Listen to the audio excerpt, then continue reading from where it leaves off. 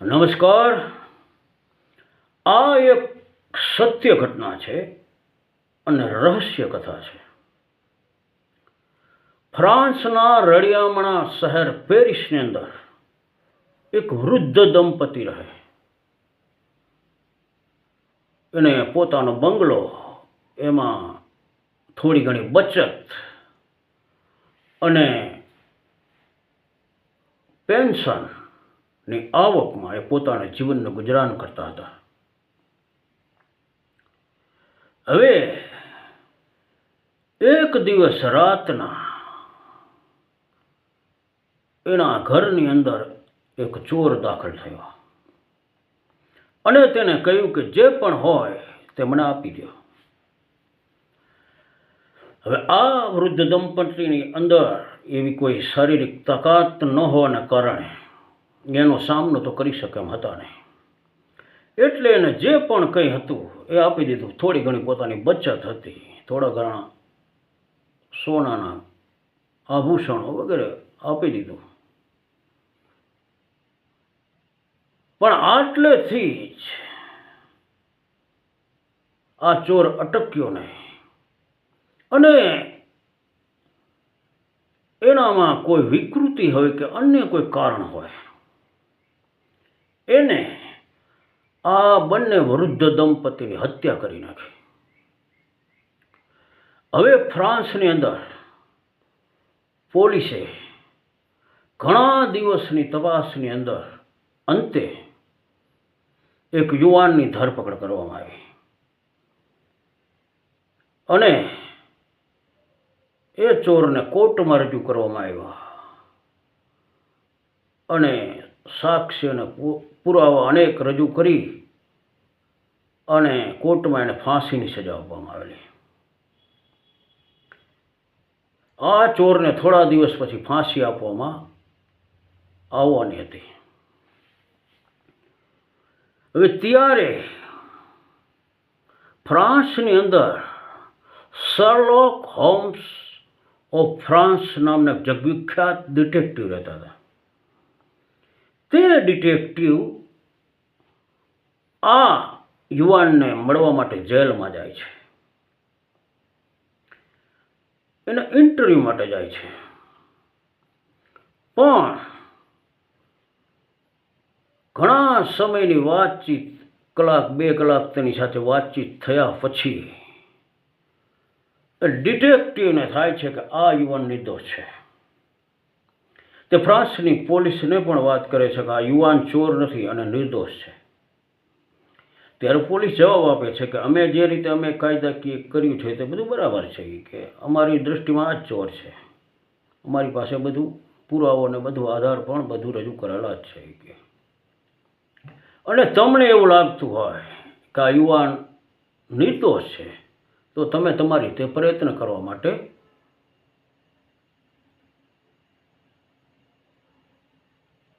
કરી શકો છો, તમે પ્રયત્ન કરી શકો છો.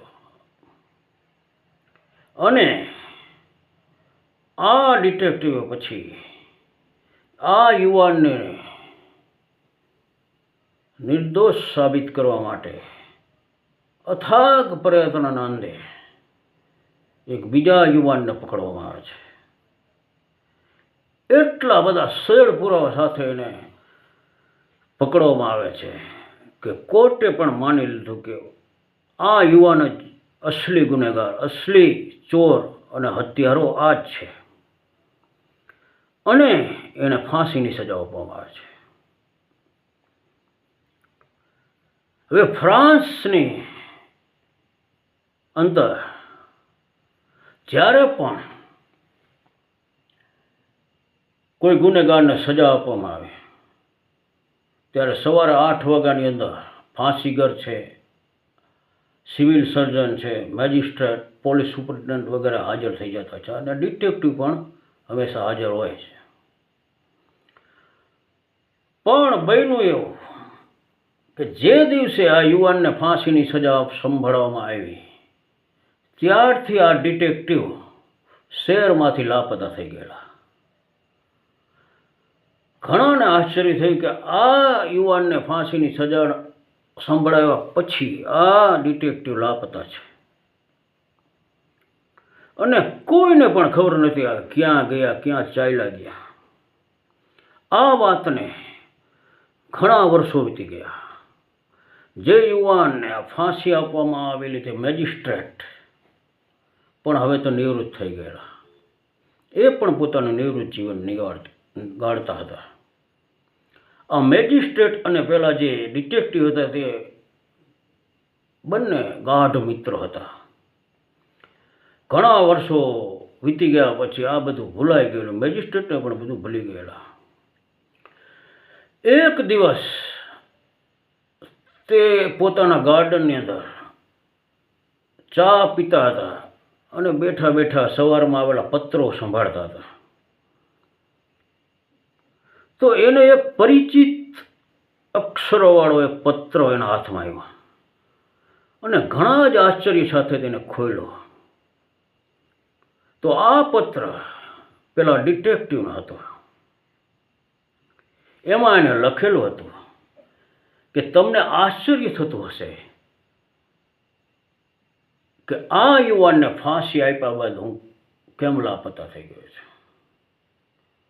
અત્યારે હું મારા જીવનના છેલ્લા વર્ષો, છેલ્લા દિવસો હું ગાળી રહ્યો છું.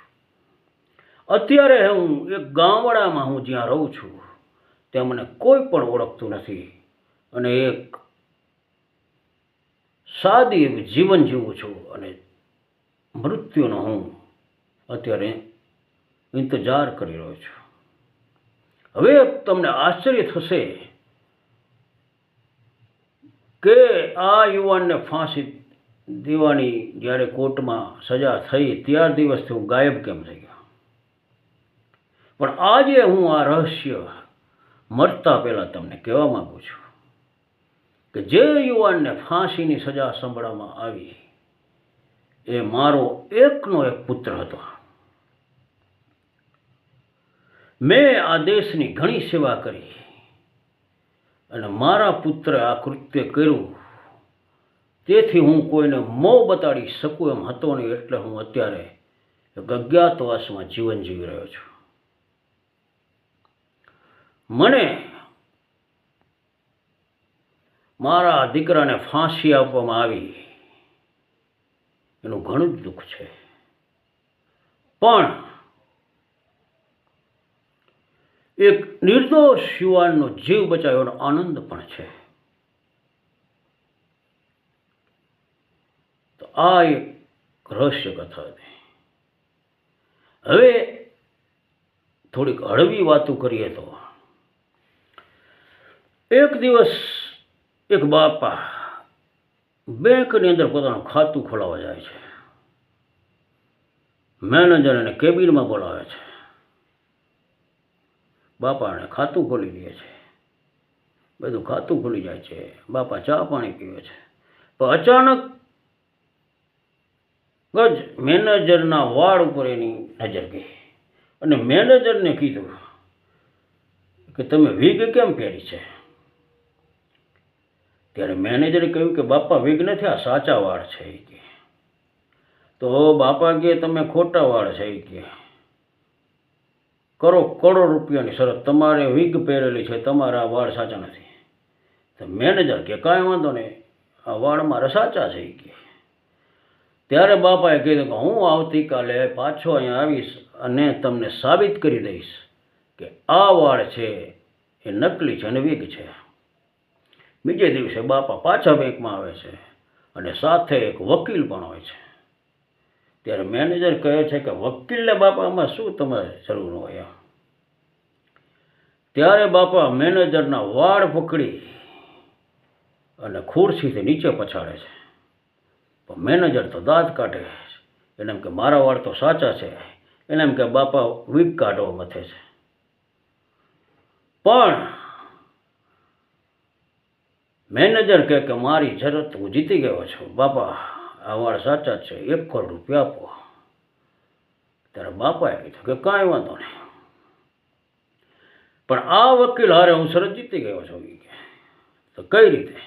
મેં આ વકીલ હારે કાલે શરત લગાડેલી કે બેંકમાં મેનેજરને એના પોતાની કેબિનની અંદર વાળ જાલીને નીચે પછાડવું તો કેટલાની શરત? ત્યારે વકીલે કીધું કે 2 કરોડની શરત.